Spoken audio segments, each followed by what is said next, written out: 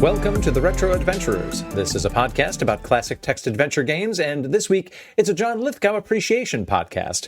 Consider yourselves lucky because I could very well have thematically gone with, this is a podcast about embracing and kissing tenderly as old friends after a long separation. Oh dear. And joining me after not so long of a separation on the show is Nick. Thanks for joining me on this episode, Nick.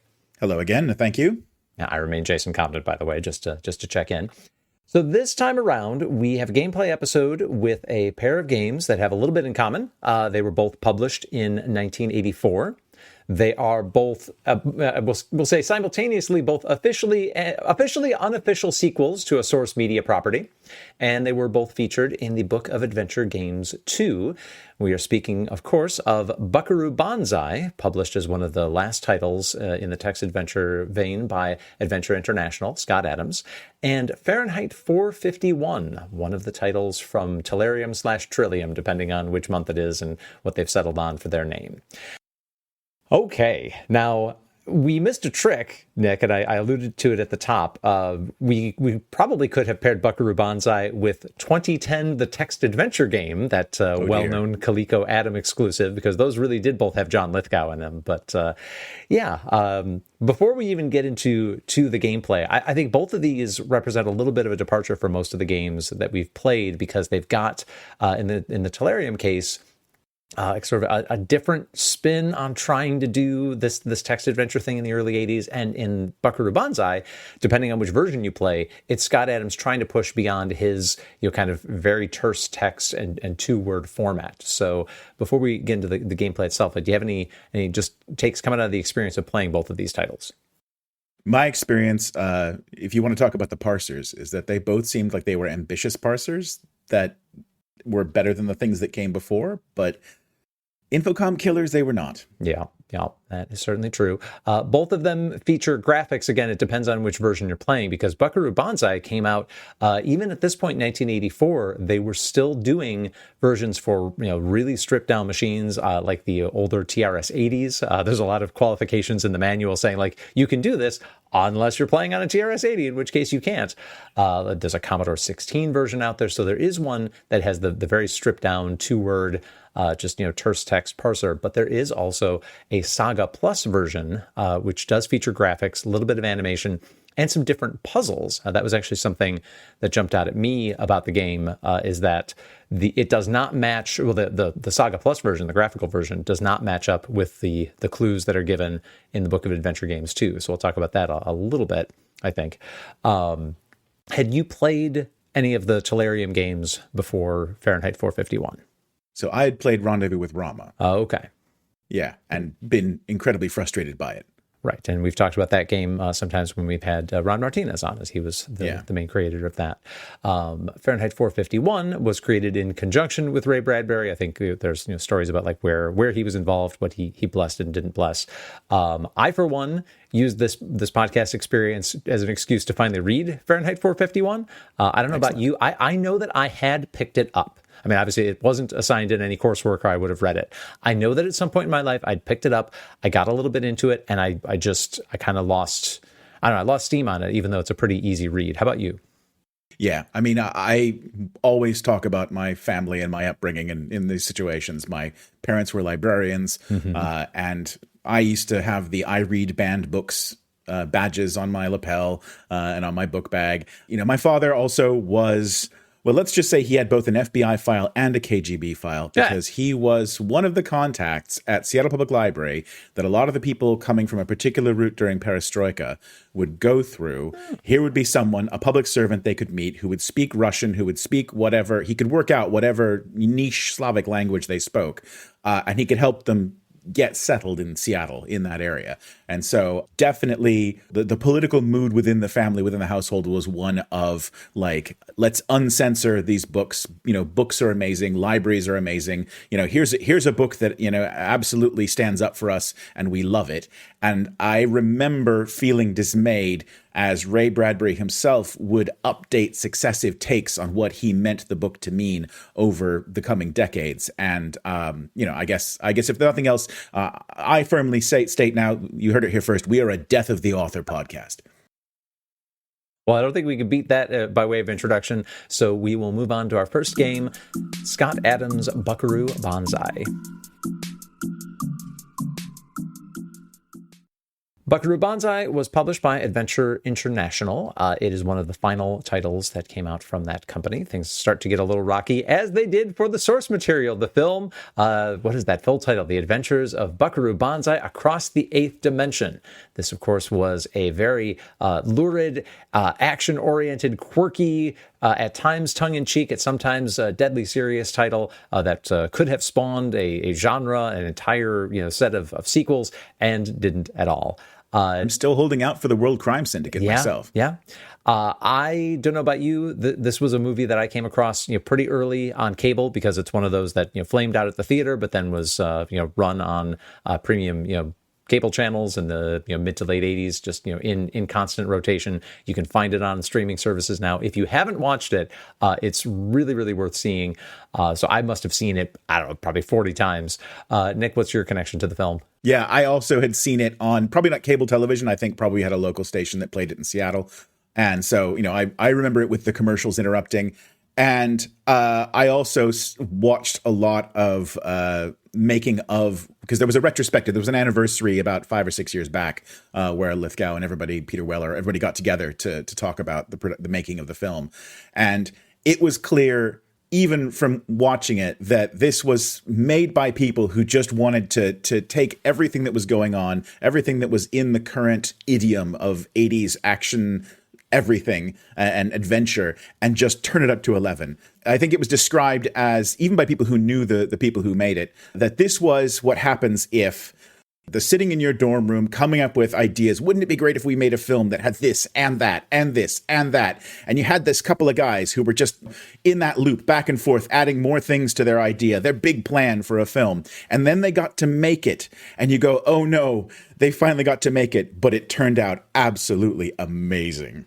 Yep. It was amazing, but it was one of those that very few people paid to see in the theater. Yeah. And despite its very inventive nature, did have apparently a troubled production in that they changed, I believe, directors of photography halfway through. Yep. Which, if you know what you're looking at in film, I guess is easy to spot. To me, you can see it. I've tried to watch for it. I haven't quite picked it out yet. But the color grading in particular is dramatically different. Once you get on a high-res screen, you probably couldn't notice it on a television set, with all the fuzz and static or whatever you're getting. Okay. I was getting over the airwaves, but you definitely on a high-res version, when you watch it now, you can see certain desert scenes and go, oh, they're going for a real sort of chrome and this color scheme. And then in some other ones, you're like, oh, that's a little more saturated. Okay. But yeah, the film features, again, Peter Weller, who is a fine actor, probably one of the less interesting pieces of the puzzle. John Lithgow, who at this point, I mean, he's a very serious actor. He's done award-winning roles, and he just devours scenery with his hybrid Italian-Martian accent as Emilio Lizardo, who also is known as John Warfin, as the leader of the Electroids. Christopher Lloyd's in there. Of course, Jeff Goldblum. Tons and tons of things to recommend there. So it makes sense that this would get picked. This theme of Buckaroo Banzai, who is a brilliant neurosurgeon, also the leader of a hybrid scientist and rock band collective known as the Hong Kong Cavaliers. Great fodder for a game, potentially. But what we get from author Philip Case, who is credited kind of as the lead author ahead of Scott Adams on this, what we get is a pretty empty, fairly small map, pretty puzzly kind of adventure. The setup is that seems to be more or less in line with the end of the film. As the Electroids are leaving Earth, they've planted a big nuclear bomb in a mountain in Arizona, and you, Buckaroo Banzai, have been tasked with disarming this bomb and saving at very minimum, the southwestern United States. So they kind of set up this plot that there's been a mass evacuation because this bomb is known, but you and your jet car, equipped with overthruster, or is it, are left to try to solve this problem with basically the stuff that's been left behind in the small Arizona town. Did I get that accurately? Yeah, that's about it. And okay, so this is the thing, because I think each of us has a different take on what happens in this story, in this game. And I think it's tongue-in-cheek. It's just from our experience of it. I maintain that my experience of this game is not of playing Buckaroo Banzai neurosurgeon slash physicist slash rock star slash anything. Because if you watch the film, he goes within a couple of shots from brain surgery to driving through the eighth dimension to holding a quick session at a rock club, and then only then does he go to the press conference about the driving through a mountain. It's a mile a minute. Mm-hmm. However, there is a character who shows up shortly after this who is called New Jersey. I think he has a kind of Snidely Whiplash kind of name. It's Jeff Goldblum's character. Mm-hmm. It's what is it? Anyway, New Jersey is the character. Yeah. And he is a fan. He's someone who's read the comic books. He's someone who's followed them all this time. And he's finally gotten his big chance to join in on them and, help them out on something. And in the early sections of the scenery, he's just the gushing nerd who gets everyone's name wrong and everything like that. And you're kind of like, okay, this is maybe a viewer insert. I don't know what's going on here. And yet he's the one who ends up doing a lot of the sort of grunt tasks throughout the rest of the film. And I think in this game, I didn't feel I was playing Buckaroo Banzai. I felt like I was playing New Jersey. I felt like I was the guy who had to run around and get a can of oil and patch the radiator hose. And, it really wasn't exciting adventure. It really was just, what is that Finnish car repair game that everybody played? My Summer Car. Yeah, this is My Summer Car in the eighth dimension. Okay. Well, this might be a good time to stop and ask what platform you played it on. So I played it on Commodore 64. So I had the Saga Plus version, and I played it on my phone, on the train to and from Bletchley Park, in 8-Bit Wonder, which is the emulator I like to use on mobile. Okay, so then that's all well and good, this theory of yours, except that you would have seen what I saw, because I also played the C64 Saga Plus version, is that every line is tediously prompted with Buckaroo Banzai, I want you to. So that fills up, these are 40-column screens, so that fills up most of the screen, which means that almost any command you enter wraps around in a very ugly fashion. So I'm afraid that that Philip Case and Scott Adams have sort of deflated your New Jersey theory before it could really take flight. Absolutely, this is not canon. This is headcanon. But I'm just going to say that was my take on this game, was that I did not feel like I got to enjoy a Buckaroo Banzai experience. I may have been directing Buckaroo Banzai around, but I felt like I was absolutely sweeping up after him. Yeah. So the instructions for this game they're thorough. They're pretty low budget, given that this is a licensed title and that they're pretty much just typewritten, saddle stitch manual put together. I'm intrigued. I don't think I've seen a text adventure instruction manual spend this much time giving you examples of what you could do but shouldn't because it won't work. It actually spends time saying, you might type, peruse the box. And the computer says, sorry, I don't understand what you mean. This is how the computer tells you it didn't understand your command. It goes on and gives you different ways to phrase it. So this sort of conversational style, I'm not sure who they thought the audience was for that information. They spend a lot of time, and this is, I'm sure, something we're going to talk about more with Fahrenheit 451. Spend a lot of time trying to explain, you can try to make these complex natural language sort of instructions. I'm not sure why, though, because this game is built on the bones of a very classic Scott Adams style, two-word parser, extraordinarily limited just by the nature of the system, response text. The system only allows to have 99 free text responses generally. And if you look at the source code or the resulting data file, you can see that many of those are actually just phrases being pieced together. So for all that said, it's a weird type of game to try to build up this argument about you should try to make these complex statements when it really is, right, as Nick was saying, mostly an adventure about charging a battery and finding gasoline and putting it in your car. Like I said, low budget packaging and instructions. The other thing about playing the C64 version that I found is that I don't know how you sort of took the experience. I found it slow and frustrating to play. A lot of things hit the disc, and a lot of things hit the disc slowly. I did watch some of a gameplay video for the Apple II, which uses the same puzzles, same basic graphics. It's on the Apple Adventures title, or channel rather. But in the Apple version, you didn't have to tediously hit enter to clear out of a load, which on the 64 version would clear the description text from the screen. I'm not sure what went wrong here, because again, the Apple version doesn't do that. And the structure of having large graphic up top, 4 or 5 lines of text on the bottom, that was really well established at this point. Sierra had been doing that for years. Newer entrants like Interplay were doing that very well, and they weren't robbing you of all of the text that you could possibly see. This was a strange experience to read and play. But I've talked for a long time, Nick, so... Yeah, no, I have to agree. It was very strange. And it felt like, so I said about both of these games today is that they felt like 1984, these companies that had put out games previously with more limited parsers said, you know what? Infocom is doing really well with these massive, complicated parsers. They're making games that can do, they're really pushing the envelope. We should at least try, right? And I felt like this was them trying. And perhaps they experimented a bit, and because of the late stage of the game in the company's history, perhaps there was a point at which there was no one around to say, no, don't do that. And they just said, ship it. Because I was kind of surprised. I guess the most recent game we played from Adventure International was the Gremlins game, which, that was a comfortable play. I had no trouble with the experience. Whereas, I've got to say, every time text was displayed, the background would turn yellow for you to hit return to advance to the next page of output or to get to your input, and you would have no view of the previous output. And it was incredibly frustrating. They made actually also pretty good margins around that text. There was a lot of space around that text. I don't know if that was a technical limitation or what, but I definitely got the sense that of the 40 characters, they at least, some of it was constrained on either side beyond that. But it was incredibly frustrating, and it was slow. On my emulator, I tried at first to go, well, this is nonsense.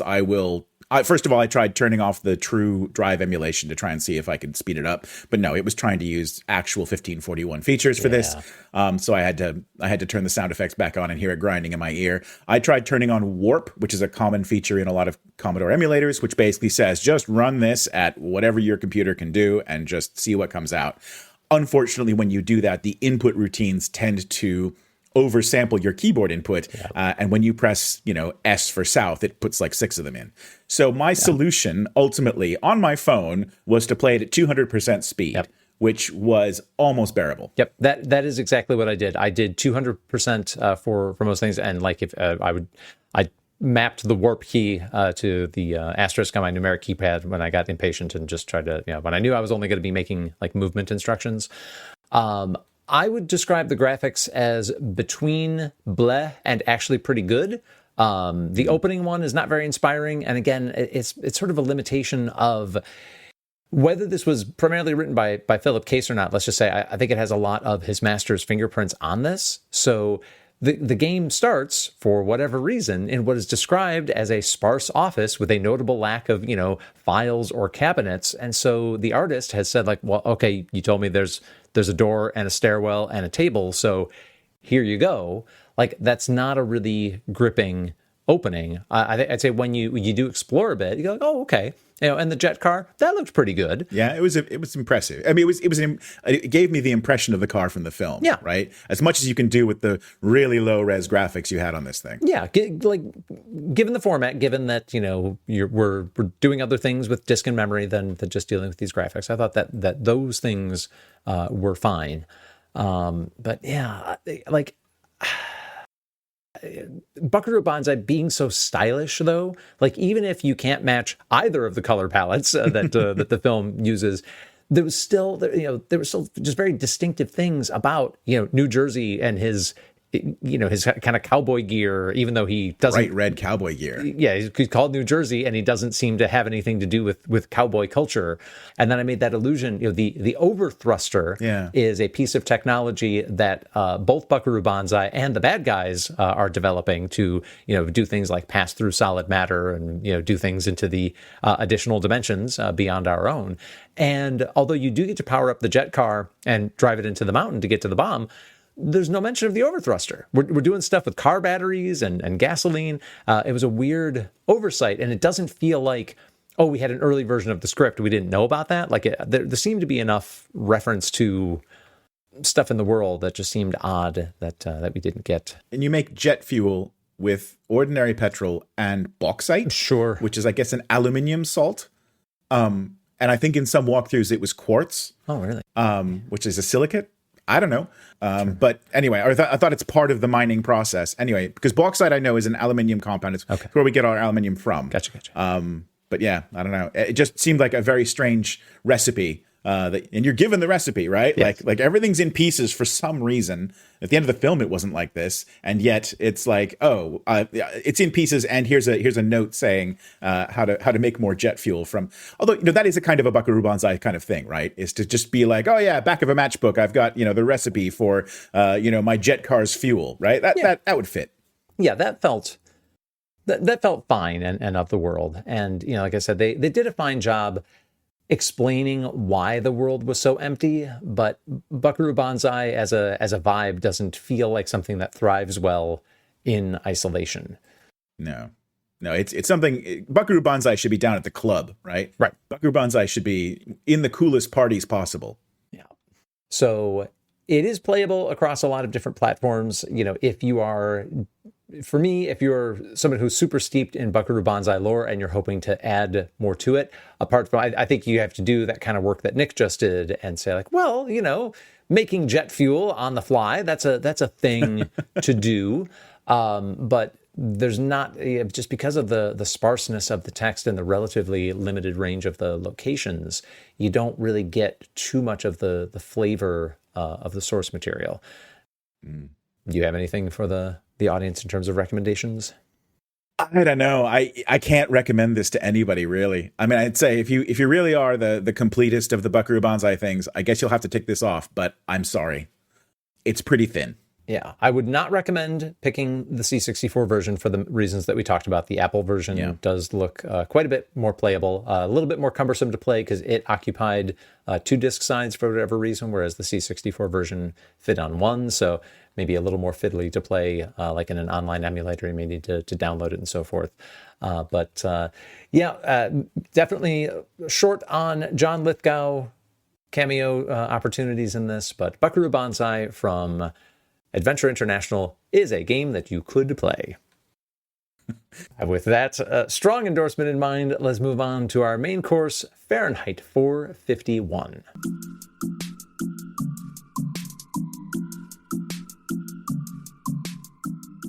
So Fahrenheit 451, a game based on the novel by Ray Bradbury, but actually serving as a sequel, published by Telarium in 1984. The credited developer and writer is Len Neufeld. There's a number of other credits, illustrators Brian Humphrey and Robert Strong, for example. It was developed by Ray Bradbury and Byron Price, who was the head of Telarium/Trillium, which was a sub-brand of Spinnaker. We talked about how Buckaroo Banzai was a pretty cheap and cheerful presentation. You got just the tape of the disc. You got pretty much just a typewritten manual, a little bit of detail on the back. But Telarium, to your point, Nick, about like who's aware of what Infocom's doing and what's making them successful, they clearly said, all right, we know, and literally Infocom was not far away from them. They were also based in Cambridge, Massachusetts. So I said, okay, we think we understand what is working for them in their formula. We're going to do our part. So Fahrenheit 451 comes with a pretty extensive manual. It comes with world-building support materials, including a criminal alert notice for you, Guy Montag. Maybe before we get into just the premise of the game, we'll talk about the book and where the book leads off and how they transition this into the game. So like I said, I read the book in its entirety for the first time. And just to spoil it, the premise here is that we are in, I don't know if you want to call it whatever kind of post-literate dystopia in which reading, like the ability to read words itself, is not outlawed, but basically any sort of thought-provoking, provocative, potentially controversial written matter is outlawed. And it's not just outlawed, but there are squads of individuals known as firemen. And there's a whole retconning of that firemen were first created by Benjamin Franklin to go out and burn books. That they go out with their kerosene pumps and they burn your books down and everything that you happen to have with them. If you're found having anything sort of, it's not put specifically in these terms, but if you've got anything more challenging than a TV guide in your house and they find out about it, it's all going to get burned to a crisp. And the book covers the sort of awakening of one Guy Montag. And in the last 6 pages or so, the book sort of takes a big swerve and says, yeah, you know that war that we said was starting up, which I, kind of as also a reader of 1984, am thinking, okay, this is just one of those like kind of endless war kind of things. Oh no, the war, like, yeah, it's a nuclear war. And even though I guess they're saved by just sort of crouching down by the river, we hand wave that a little bit. But Bradbury makes it pretty clear that like a lot of stuff has been nuked and flattened, and Montag and the group of renegades that he's with, they are going to go around having memorized some books, and they're going to keep those books preserved until essentially they can rebuild enough society to get these things printed again. I believe it's Jimmy Maher's write-up of Fahrenheit 451, the game, which says, like, well, it turned out that actually the world didn't so much get annihilated, it's just dented a bit. As this game puts you in a New York City that is, dented, but operational. It has people, and it has places, and it has things. And your ultimate goal is a little bit different than it was, I would say, because I would argue you're punished for pursuing the goal that Guy Montag had at the end of the book Fahrenheit 451. But we are in New York City. We are told from the support materials that there are members of the underground. There are lots and lots of firemen, or the 451 Corps, as they are referred to in the game. And we're going to have to kind of navigate our way through and make some societal change. This game was published on a variety of platforms. If you had an 8-bit machine, you were going to be flipping through 4 disc sides. That seemed to be kind of the sweet spot for Telarium, Trillium. So I chickened out, and I played the DOS version in an emulator hosted on a website, which did work against me in some respects. Nick, I've seen your screenshots, though, so how did you play it? I kept through it with the Vice. I played it on my desktop. Boy. Played it with Vice. And yeah, I swapped those discs. I was extremely nervous when I got started in this. However, I did start playing this a long time back. But I took some screenshots as I went to make sure that I remembered certain things. And I realized there were going to be four discs. And my version, when I started it up locally in Vice x64 on my machine, it flashed up a screen saying, "Hey, you with the disk drives. Unplug all but drive 8. Oh, yes. You can only use one drive. It has to be like no fast load. Stop it right now."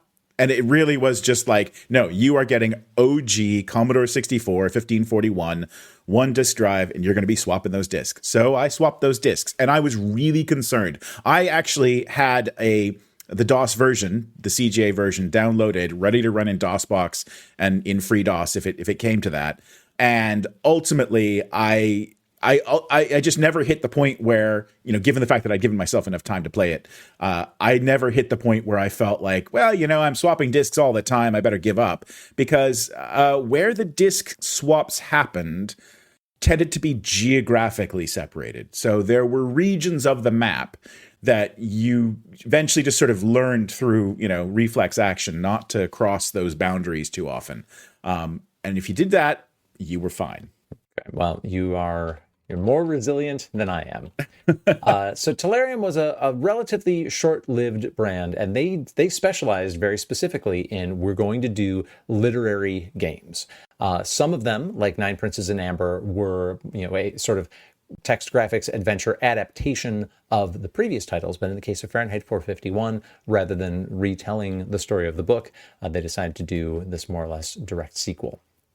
Something that jumped out, they would include this concept of new data, where you can enter this command and it'll give you like what's changed in the different revision of your game.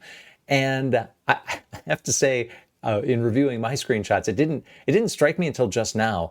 The manual does it essentially gives you all the words they think you're gonna need, all the verbs, all the nouns, which has some implications for asking for hints and so forth. But in new data, I note that one of the 10 verbs that they said, oh, we didn't include that was drop. And actually, I struggled to drop things in this game because it would often tell me, you can't do that, you shouldn't do that. Yeah, as far as inventory management goes, this game was not It's definitely about collecting things and information, and we'll talk about that in a little bit. They have this concept of remember, where you can try to draw up some hints. And I don't know about you, but when I saw that, I spent some time with just the remember command and the word list. I'm like, what are you going to tell me? And it seemed like they have some sort of default responses that if you just entered a nonsense word, or if it wasn't something they had something assigned to, you get like a quote from the book or something like that. Did you get any interesting early game hints? Yeah, I mostly just got passages from the book because I was trying, I was trying to remember the hounds because I kept early on kept running into them on Fifth Avenue quite all the time, and getting captured and ended. And I just kept getting passages from it, and so I ended up giving up on those hints. I will say I did use the hints that are printed in the browser I have. Okay. Which is a different model, if you want to talk about that. Yeah, please. Yeah, so in the manual, after the verb list, so there's basically, they give you the available nouns, the available verbs, they give you some meta commands and miscellaneous stop words and that kind of thing. And then underneath it says 451 hints. And it says, in order to maintain security, members from the underground will communicate with each other using literary quotations. They sure will. If you are unable to get the information you need from a fellow member, it is often because you either do not have the proper quote or are saying it incorrectly. Words and punctuation must be exact. This is why we had a lot of screenshots, I'll say that. Yeah. In the case of a dire emergency, use this list to aid you. Find the room you are unable to advance in and decode the accompanying encryption to find where to discover the relevant quote. And basically it says, if you're in this room, and then it has this sort of Caesar cipher, Rot 1 or Rot 25 text telling you basically the room you go to get the quotation that helps you pass this room, which was absolutely a requirement for me to get past anything in this game. Yep. Yeah, it's not even Rot 13. I think it's just Rot 1, right? Because it's Rot 1 or Rot 25. Yeah, depending on how you consider it. But yeah. Yes. And I have to say, I have in my notes, because these quotations, it seems this underground is vast, right? Pretty much everyone you meet is either a fireman or in the underground, pretty much. Right? It's a few exceptions. Some exceptions, yes. And it's really funny because I think in my notes next to all of the quotation stuff that I have, I wrote down, "You fight like a dairy farmer." Because... This reminds me of nothing so much as trying to find the correct jabs and bon mot to thrust at your opponent in Monkey Island's fencing model.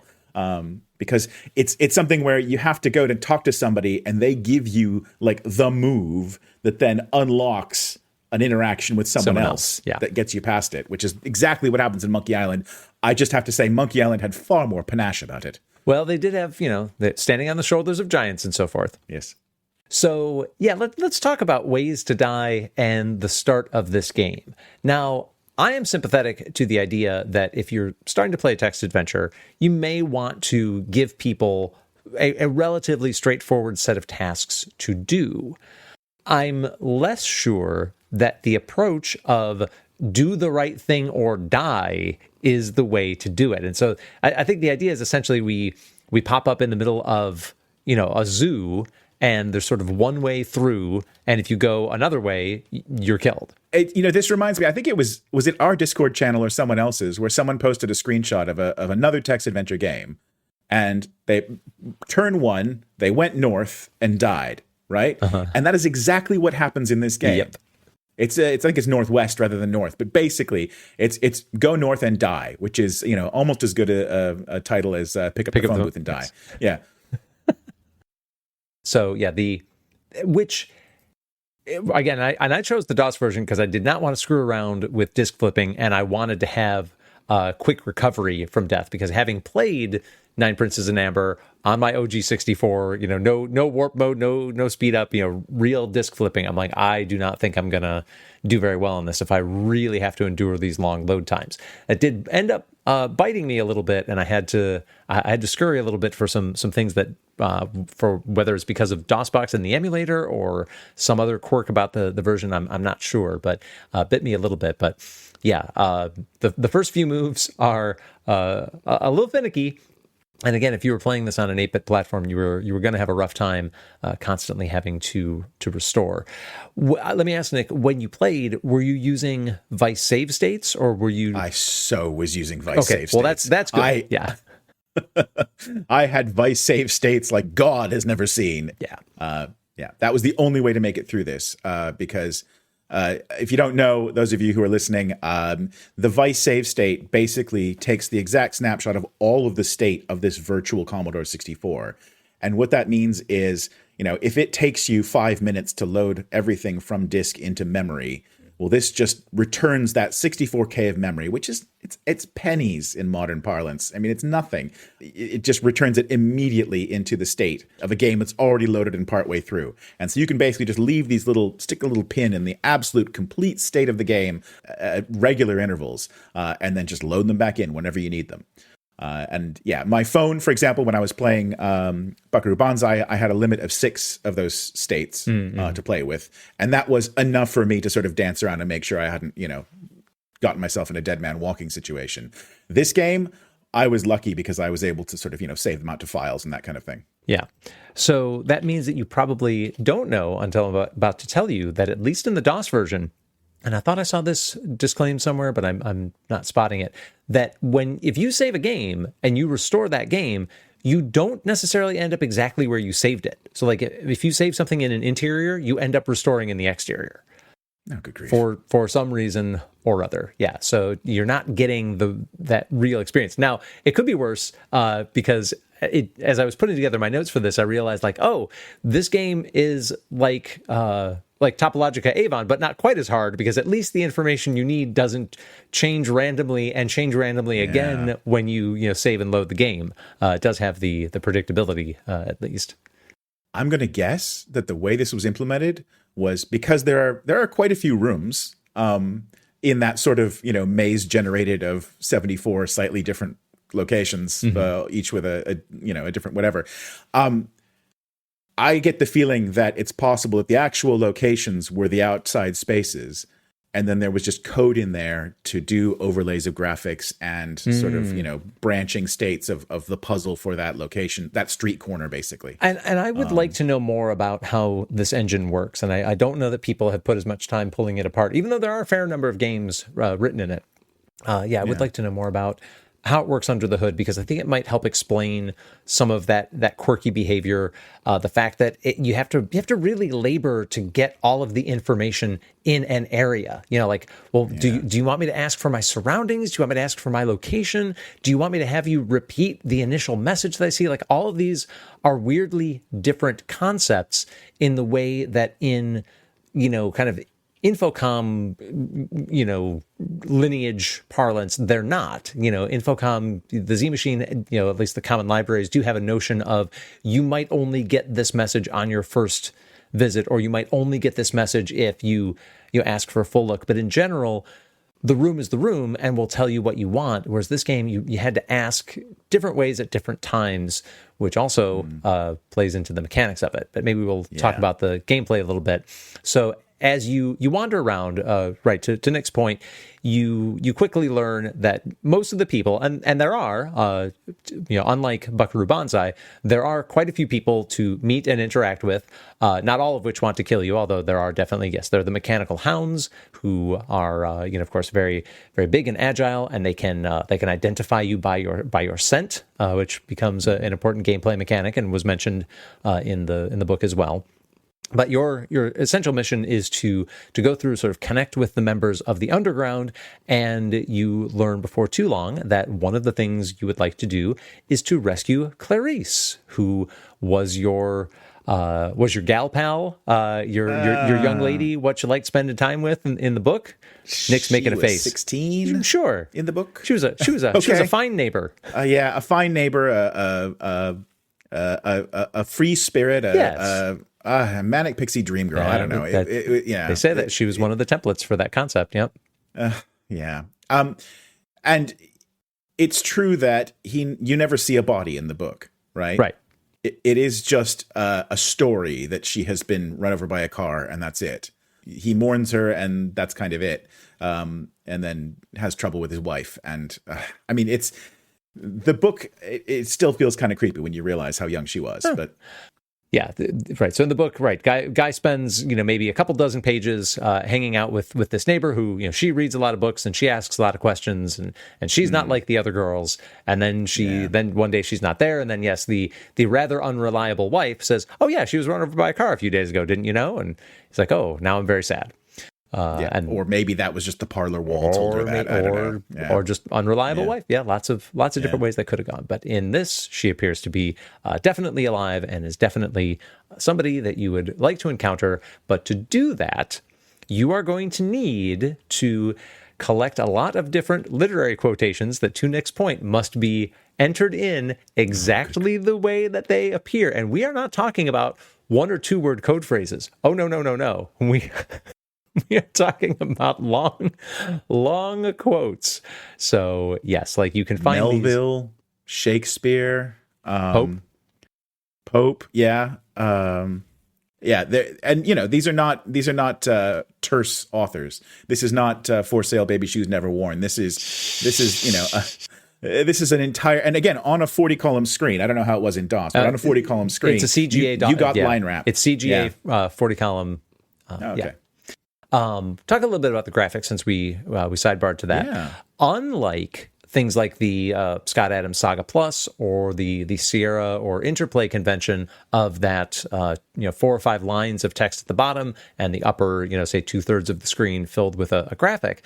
This system, like Mask of the Sun that we've spoken about on the show before, they do a little bit different where graphics can appear in different sizes and different perspectives at different times. This was used to really good effect in Nine Princes in Amber. I didn't feel like it was quite as imaginatively done here, but you get different things at different times. You were in CGA though. Well, yes, they're hideous. I will give them the tiniest bit of credit in that they do at least vary the palette, which is smart.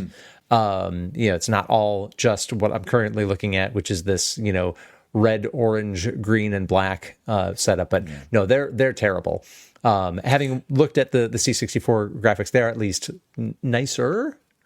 So here's my experience of the C64 graphics, because as you play through the game, and perhaps this is just also a detail of this Commodore 64 memory map that appeals to me, which is that you've got it's sort of the top third of the screen is the graphics, and you can watch them very slowly load in. Whatever they've done, it's not an efficient process, right? It's not like a quick bit blit to some region of memory, and it's rendered in thirds itself. So it's almost like you can imagine the screen's been divided into 9 squares, and the top 3 squares have the graphics and the other 6 have the text.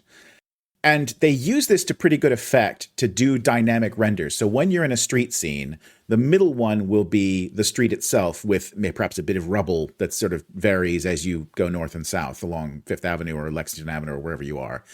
And then to the left and right, they will display a cathedral or, the graphics for the fireman's headquarters or, the library or whatever. Maybe not the library, but that sort of thing. A restaurant, the magic shop, that kind of stuff.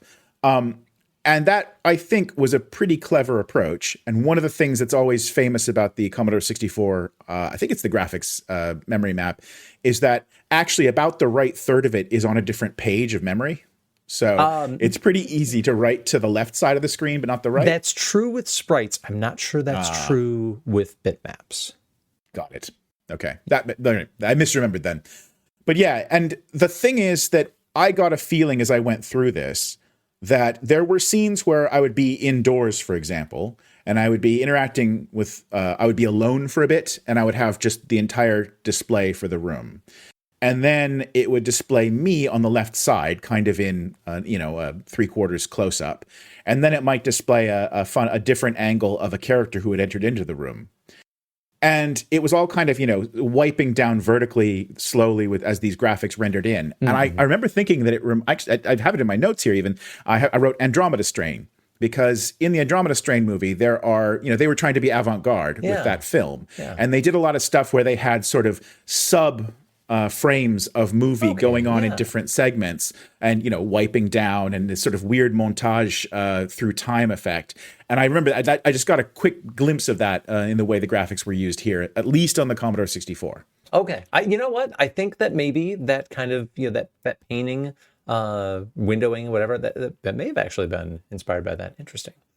I'm also really proud of myself because I found well, I imagine they let you specify any, but I did a search for ROT1 decoder and I did in fact find one. So it's the BSD games package on Unix systems has a command called Caesar, and you can type Caesar and then any number to shift by that much. Yeah, it's the things you learn at a cryptography museum. Anyway, that is cool. We didn't mention that the very first room does mention that there's a pile of leaves. Sadly, yes. The leaves cannot be counted.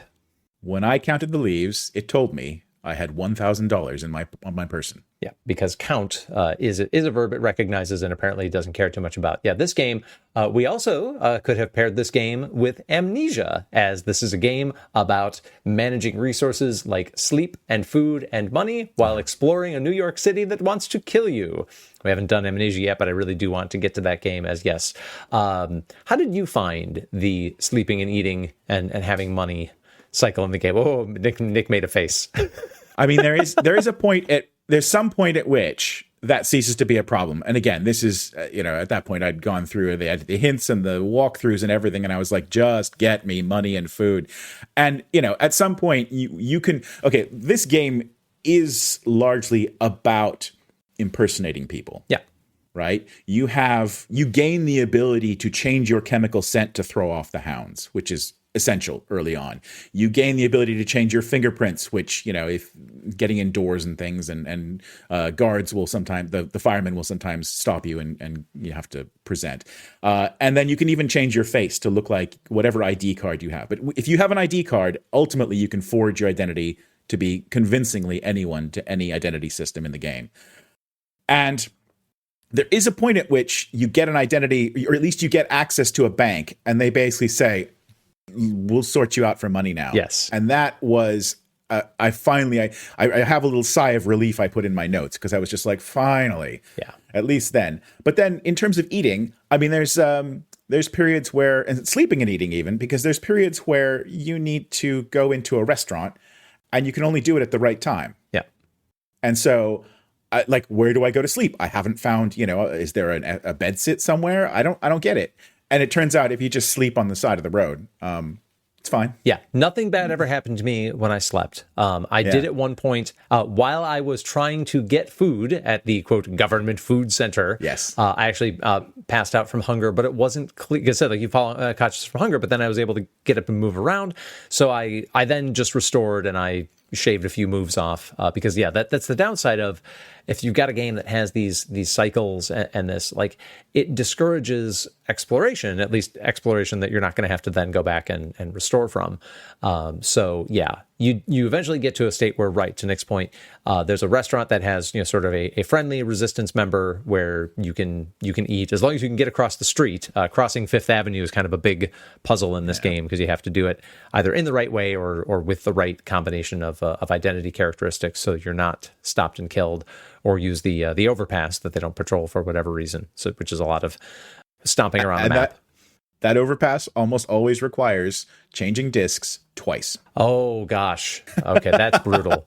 That's brutal. I mean, it's not true. You're always changing discs at least once. But if you're pretty far north and you want to you're going to a different go quadrant, east or west, then you have to go south all the way, cross discs, then go over the overpass, cross discs, then go up again. And it's that was a little brutal, but yeah.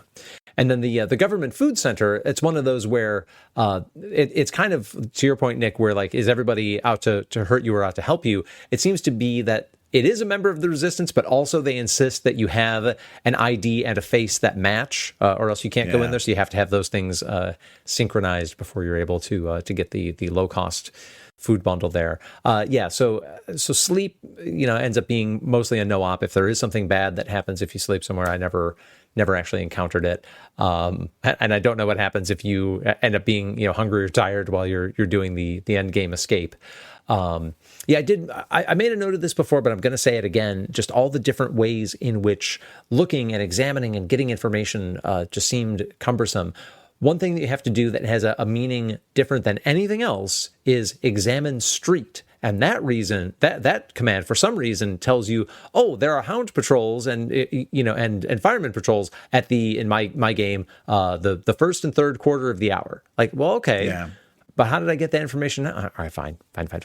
You read the footprints of the metal hounds. The eight-legged metal hounds. Yeah. So this game, the instructions take quite a bit of time to talk about what a fine parser they have. And again, I keep coming back to this thought the more and more that I play these games on the Retro Adventures, but so much time and energy, both on the persuasive part, the manual writing and the marketing side, but I think some behind the scenes as well. A lot of time was spent on how do we parse, complex natural language instructions rather than focusing on what I think people really want and what ultimately leads to better gameplay, which is how do we get down to, in kind of Infocom parlance, the verb and the direct and the indirect object, and just strip away every other word, linking word, article, things that don't matter. And this game, unfortunately, falls into the trap of not having very good synonym support at all, not having very good support at all for letting you maneuver through, like, do I need to talk? Do I need to ask? Can you just give me credit for one or the other? Do I need to refer to somebody by their proper name? Can I just call them woman? What do I need to do here? There's a lot of sequences, and Nine Princes in Amber really suffered from this. In that game, the good news and the bad news was that if you had read the book, you could probably figure out what it was asking for. This being a new creation that doesn't really so much rely on repeating stuff that was in the book. You don't really know what you need to do. And so there were a lot of instances where you didn't get the phrasing exactly right. So you didn't get some key information. You didn't clear the puzzle, or you ended up, as I did, the first time I was playing through, I ended up in the hospital room. I didn't know anything about code phrases. I may have just found out about the lighter. It's kind of the first thing you get in the game is you're like, here's a lighter, light it in front of people, and they'll tell you if they're friends or if they're going to kill you. So you spend a lot of time doing that. I didn't, know in what order I might want to use it. So basically, I'm in this room. I get this quote treatment. And the doctor comes back in the room, but I literally couldn't do anything at that point. I couldn't leave. I couldn't interact with anything. I was just stuck. And that is the kind of thing that you don't want to do to people, especially in a game where getting out of that circumstance is going to be really hard. But Jason, yes, in the manual, it says quite clearly that treatment room is debouillefessibum. I mean, what could be clearer? Let me put that in my ROT1 there you go. decoder, and that will tell me cathedral. DBUIFESBM. I don't know. Okay. Cathedral. Yeah, and that's basically it. You've got to somehow survive all the way to the cathedral to get what is basically the first thing that makes traveling around this map non-hellish. Right? Was that the Chemindexer? It's the Chemindexer, yeah. Which is, absolutely essential. And yet yeah. I mean, yeah, it's easy to find this medic, but then, yeah, it's just it teases you. Yeah. So yeah, the Chemindexer is one of kind of four components of identity. You can change your chemical makeup, your fingerprints. You can get a new face mask made, and you can get a new ID card. And having those synchronized in the right ways at the right times. I never got stopped by guards and asked to put up my fingerprints. I just had there are a few buildings that you can only get into if you have the right set of fingerprints. Yeah, it's at the very end, you do get stopped by or the end game, you get stopped by a fireman and forced to give absolutely everything. Okay, right? Yeah, that sounds right. Yeah. I had trouble getting the fingerprinter, and I had to just. I didn't go back to a previous save. I just started wandering around and doing other things, and eventually it let me in. There's this encounter that you have where it looks like they're going to kill you, but instead they'll be your friends and they'll sell you this fingerprinter. But the building that they were in, it said it was locked and I couldn't get in, and I didn't see anything in any hints anywhere that explained what was it. So you burn the lock. No. That's the magic shop. That's where you get the face. Yeah. No, I tried that. I'm like, okay, well that worked. Yeah, because right, there's this magic shop padlock that you're constantly having to heat up. No, the room where they tell you, empty your pockets, and if you do, they kill you. That one, it just said it was locked, and I have no idea what I did to finally get it open. None of the hints or there's a lot written about this game, but I never saw anything that addressed it. I just was eventually able to get in there because without it, I was not getting anywhere particularly far or fast. Ray Bradbury is in the game in the form of an artificial intelligence named Ray, who you can call on the phone and ask some questions to. Another reason that I'm interested in just getting these games decoded is that I do think, and we'll talk about the multiple endings here, there's a lot of interesting writing in these Telarium games, and I don't know that it's ever been unspooled anywhere. Let's talk about the writing in this game. Our understanding is that it's this Len Neufeld who wrote it, but that Ray Bradbury had some level of oversight or clearance or whatever. This wasn't just this was neither Douglas Adams locked in a room with Steve Maretsky, nor was it a just some literary stake Arthur going C. whatever. Clarke saying forget it, make your own, make a Rama game, have fun. But what did you think of the writing before I go on? No, I thought the writing was in fits and bursts. It was well done. It was evocative in places. And the novel itself, it goes between periods of pretty terse, prosaic, matter of fact things, and then goes on into poetic flights of fancy. Yeah. That's tricky to capture, especially when you're just giving people text on at best a 40 by 25 screen at a time. But I did think that they overall. It didn't feel discordant. It didn't feel, kind of like Buckaroo Banzai, where you go well, where's the vibe of this world? Did I believe that Ray Bradbury was writing this, that it was exactly the same? Maybe not, but it felt, on brand, in line. It had some of the tropes. I mean, the description of materials, the plastiles and all these, other things were, reminded me of the book where, you're always trying to come up with some new space age plastic or something. Yeah. But yes, I had trouble with the fingerprinter, and I mentioned that I was going to run into some issues with the emulator at some point, and I don't know, what or why, because in addition to the terrible CGA graphics, the PC version also has terrible PC speaker sound. And at some point, it became clear to me that, again, for whatever reason, if it was going to try to play music, it was going to crash. So there was a room that had a clue, which handily enough is also in the it's in the ROT1 text, and it doesn't strictly have to visit there. It is the quote Walls parlor. In one of his more prophetic visions of the future, Ray Bradbury describes televisions as taking up an entire wall in the future, which we're pretty much there now. So you can go to the Walls parlor and you find out what room Clarice is being kept in the central library. But when I went in there, too late in the game, it would crash as it tried to play the sound, or freeze, I should say. So I was able to, using the in-browser emulator, I could reset the emulated PC, and I would still have my saved games, but just neither for love nor money could I actually get in there. And that also happens with one of the endings. So I actually we'll get to that in a minute, but I am curious, Nick, did you see both endings? I did not see both endings. Oh, okay. I played to the long ending. Oh, okay. So again, another reason. In terms of music, this is one thing where I will say the Commodore 64 version was both nice and a problem, because basically I'd be playing this game and then all of a sudden Sid music would come out at full blast, right? And there was a lot of what I thought sounded reasonably cinematic. It really sounded like it could have been the soundtrack to some kind of suspense film or something.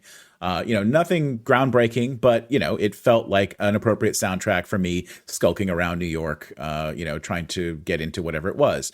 And then I think it was Emil Ungar, whom you could only refer to as Ungar. You couldn't, the word Emil, it didn't know. Interesting. And he, in his room, it just would play Mozart. Okay. There was just some allegro or something. And I think there was another place where maybe it was one of in the restaurant or something, up comes this Bach invention, which, that's a classic thing to do in your SID music, right? It's pretty easy to transpose, especially Bach, into, a nice sort of even single channel. music piece, and yeah, if you've got a string quartet piece, that's pretty easy to do in the 4-channel SID music as well. 3-channel. I'm sorry, 3-channel, yes, but you do some tricks. Yeah, and pleasantly surprised, because often these things don't get ripped from early text adventures and so forth. But the full collection of 22 SID tunes and jingles is available on deepsidaccordion.net. So I will, in fact, excellent. Hey, link give that a listen. Check it out.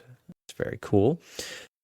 So, anything about the mid-game that we haven't touched on that you want to talk about? I mean, like, it's collecting a lot of quotes, and I mean a lot of quotes. Yeah. And some of them... It's sprawling. Some of them you do get information that I guess would let you obtain the quote without talking to the person to get it. Like, it's the first line of blah, blah, blah. I don't know, though, with the way that you have to, like, match commas and punctuation, if that would even work. Yeah. It's interesting, right? Because I'm willing to bet that, if I had played this at my house growing up, I'm sure I would have had access to most of the books that are referred to, right? And worst case, I go down to the library where my dad works. It's fine. Whereas, but it's not the same as just being able to jump on Project Gutenberg. No, it's not, exactly. And so that, I feel like we are spoiled now in ways they didn't anticipate in 1984 when they were writing this game. I will say some weaknesses of the system beyond sometimes the very finicky parser requirements was that there would be things that would sometimes be a timed clue and then it would disappear from the screen. I'm like, well, don't do that to me. Why are you doing that? Again, certain description things. Retrieving a buttercup is important. That is kind of the one, apart from just Clarice in general being in the game, the tie-in with like, we chatted about buttercups and love, that you need to obtain that. But it was one where, like, when you then reach the room with it, you couldn't get it to be described again. It was kind of odd. So then there's the end game. After you've wandered through the two sides of Fifth Avenue a lot, met a lot of people, quoted a lot of quotes, sometimes more than once. Like you end up doing the same thing a lot to change faces. You have to kind of do the whole ritual of getting in the building, saying the right quote, doing the right thing, going through and getting out. You do get to the main library. You get the right ID, all the right items, and then it turns into end games are tough. But now we've got randomized combat. We've got mostly death or more randomized combat behind each door. A puzzle which may or may not matter, and then the two endings. So the two endings. So I will say, in the randomized combat was infuriating because this is a game in which jump and leap are two different verbs, right? And that is important. And let me see. I'm looking now at the verbs list. There's approach, ask. There is say. There is a talk to, but I don't see it in here. Maybe there it is. Yeah, there's talk. But talk is different from talk to, although that isn't in this manual. But I will say there is kick. There is kill. There is there's a bunch of these. The fight. There is shoot.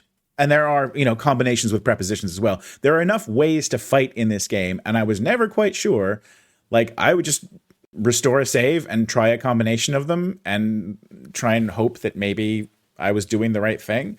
And at some point I got through it, I guess, because I got to the ending. So you get your way through. I think there's at least one obligatory guard fight and one obligatory hound fight. It sort of says like, oh, well, from your training, you know that you can punch or kick or tackle. Yeah. It's kind of an odd idea. But if you go to the right room, which, again, either you get at the Walls Parlor or just by decoding the clue in the manual, you find Clarice. And this is a super annoying, finicky portion of the game in that you have to do the right permutation of examining the room, examining Clarice, asking Clarice, talking to Clarice, or you don't get super, super specific information that you need. Like, you don't get the reveal from her, oh, I have all of these books on microcassette and we should go transmit them. If you leave that initial room first, you don't get that information. So it's very, very finicky. But I alluded to this, or actually I quoted it at the top of the show, the Smooch's Collier department. And honestly, perhaps Len Neufeld was walking the line between Smooch's Collier on the one side and Nick, shaking his head and saying she's only 16 in the book. Many years have passed, but... Sure. Because if you do, once you do establish your identity to Clarice, and I got to say, like, that part of it structurally is well done, and that like when you first come in the room, she thinks you're a baddie. Then you can establish, well, I'm part of the resistance with the lighter, but she's like, well, I don't know who you are, because again, you've got somebody else's face and and all that stuff, fingerprints and everything. Yeah. So she's like, well, fine. You're also in the resistance, but I don't know who you are. Like, you couldn't possibly be Guy Montag. And then you produce the Buttercup, and then she's like, oh, of course it's you. They're like, so that's all nice. So after that, if you kiss Clarice, you get the text, and I love the compromise of the writing here. You and Clarice embrace and kiss tenderly as old friends after a long separation, as you do. As you do. I mean, is it two times, one on each cheek, or is it three times, left, right, left? I mean, you get it. It's whatever it is. It's tender. Anyway, so yes, that I like, but I genuinely, as a compromise for like, what does it mean to you, player who entered this intention? It can mean whatever you like, but if you don't like it, it's just like old friends. So yes, if you do the right permutation of things in that room, you learn that Clarice has these micro cassettes, and I have to wonder if that was a way to kind of be a throwback to this was the future of the past. Because of course, Bradbury's original novel is 1953, so although he gets to things like TVs are going to be big and they'll just fit on your wall. And he's absolutely right about that. And he doesn't spend, I don't think he spends a ton of time on too much future tech beyond that. But so if it's something that's taking place in Ray Bradbury's 1960, quote unquote, then yeah, maybe you would think of, we put all these books on magnetic tape. Well, I mean, magnetic tape was brand new technology in the middle 50s. Yeah. I'll have to look up when this was, but it was actually Bing Crosby who brought audio tape recording to the public as part of a way for him to be able to record a coast to coast show. Because previously they were doing it on like wire recorders, and it was rubbish. It was miserable. Yeah, wire or straight to disc or But it was actually recovered technology. It was actually Nazi propaganda technology, magnetic tape, recovered from Berlin. The people used to listen to the radio coming out of Germany and go, the Germans are crazy. They have orchestras up at 3 a.m. Because you can't hear any hiss and crackle from a record. You can't hear any of that tinny stuff from a tape or a wire. This has to be live. Nope, it's just they'd perfected magnetic tape in the 40s and kept it a state secret. Interesting. So you get the Sinclair micro drives with all the books on them. Well, right, and very much in line with that. Yes, you get those, and you are presented with a choice, and your choice is escape from the roof. And again, like the end of the book is, it's very important that we stay alive, that we stay alive to preserve these books, or bumble around the library some more, and I guess find this transmitter room and transmit them, and and when you do the escape from the building, which that is the one that you did not do. I did not do that one. Okay, no. So. There may be more text than this, I don't know, because it plays some music and that's what froze up the game. But the text you get if you wander around and you find the way down, it says, you and Clarice climb down the drain pipe. She leads you to a hidden entrance to a tunnel that takes you under the Hudson River. You emerge in a forested area of New Jersey. You have escaped the city of firemen and are safe. But having failed the underground, you have no one but each other. You cling together and face the unknown. Now I'm looking at this and saying, well, we have all the tapes. We're doing our part to keep stuff going. How? What? Yeah, but you are not circulating the tapes. This is the message of this game. Keep circulating those tapes. All right, so tell us about circulating those tapes, Nick. You get up into the transmitter room, and it's kind of tense. Like there's something coming at you. I think there's firemen coming to get you. And it's like, oh no, there's 34 tapes. Now there's 33 left. And the text just kind of keeps moving on like this. And then basically at the end, you get this triumphant text, which I did not save the end of that, I'm afraid. Because, I was at the end. I was done taking screenshots, I guess. And it basically just says, congratulations, we did it. And, you embrace, happy that the underground out there, outside of this city, will have access to these works. We'll be able to share it, to memorize it using their memorization techniques, and share it with whatever human culture survives this war. And then in come the firemen and they mow you down. Yep. Yeah. I sent, if you want to refresh yourself, if you take a look at the chat, you can see. I have the chat here. That is the gist of it. That this is a game that ends in societal victory, but death for the protagonist and his very nice teenage neighbor. And we can leave it at that. If the martyrdom etched forever in the memories of your comrades. Rest, the struggle is over. It doesn't even say which books they are, right? That's the other thing. No, it's. I think we're just given the sense like it's a lot of books. Yeah, it's a lot of books. And the book itself, the novel sets up that there are probably lots of things that just there aren't any of anymore. Like they're pretty excited to just have access to, a book of the Bible that they weren't sure that anybody still had. So 33 microcassettes, depending on compression techniques in this dystopian future, that could represent a pretty good chunk of Project Gutenberg. It could be. I also, I did notice that one of the buildings that was not destroyed or anything, that was still there, was a magazine shop. And I had to wonder, what kind of magazines are in this society before the war even, right? But when I said, like, you can't have anything more provocative than a TV guide, but I do kind of think, like, and in a way, keep in mind, this is a writer in the early 50s. He was clearly taking some shots at, pop culture broadly, but also television in particular. I mean, television was a major target of that was up and rushing of every other media creator at that time. But to me, I can see it being consistent. You'd have, the equivalent of, Sports Illustrated and a wrestling magazine and, Good Housekeeping. Fashion magazines. Yeah, fashion magazine. I think that all of that, because they do talk about, they have characters in the book that try to make the sympathetic argument for, well, this is very upsetting to me. Why don't we have a society in which you can't just go around upsetting people with words that you read at them out of a book? That doesn't seem nice or good. So I do think that, there you could have magazines and, whatever, comics code and, whatever you'd be applying to those at the time. But I think that's consistent. Yeah, that's fair. Even though we don't get to really page through them. Well, the thing that I was surprised by, however, this is my final note in the thing, was, hang on a minute, why was the library still standing? Like, if these firemen have started this purge of all books in the entire society, and that they're now, in the novel, they're already going through people's homes, finding small caches of them in people's lofts and cellars. Why is it that this library is, still there? It hasn't just been absolutely scalded with their, what are they, the salamanders, right? Yeah. Well, they turned it into their own stronghold, right? Yeah. Yeah, so I guess for the whatever poetic license that lets you transmit the books out of there, because they've turned it into one of their power centers. The actual 451 core headquarters or whatever, I think you simply can't get into. Every map that I've seen, there's nothing connected to it. So if you just basically you go up to it and they mow you down. So like no matter who you're masquerading as.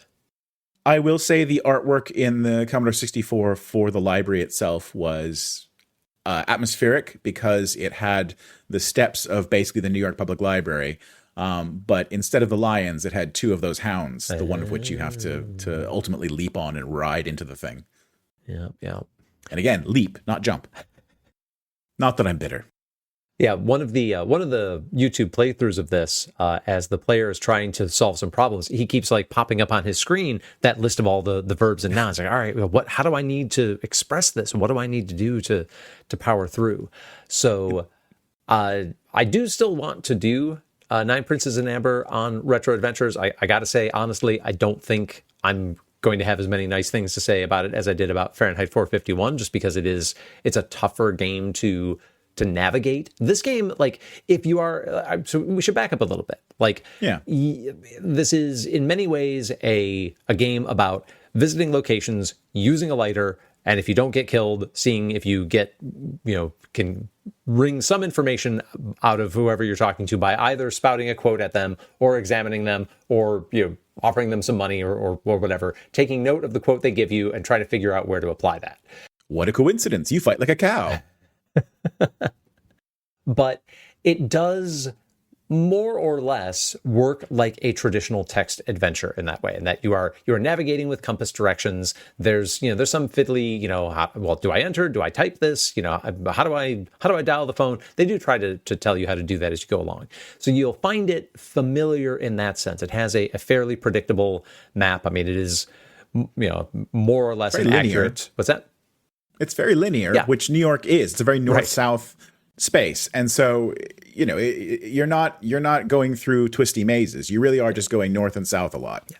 So if you have decent text adventure literacy, once you get past the getting killed on 9 of your 10 possible initial moves, you'll find it that you're able to explore, to start getting some clues, and then decide, am I in this from here, or do I want to just kind of, work along it with the hints or with the walkthrough?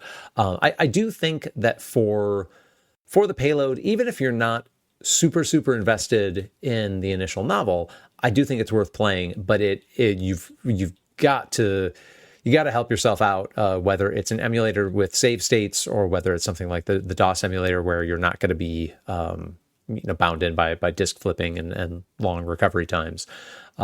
Very, very unforgiving experience on the original hardware, the original media, particularly those 8-bit versions. Yeah. Or you could just download the SID files and listen to those and enjoy this podcast. We'll definitely link you to those as well.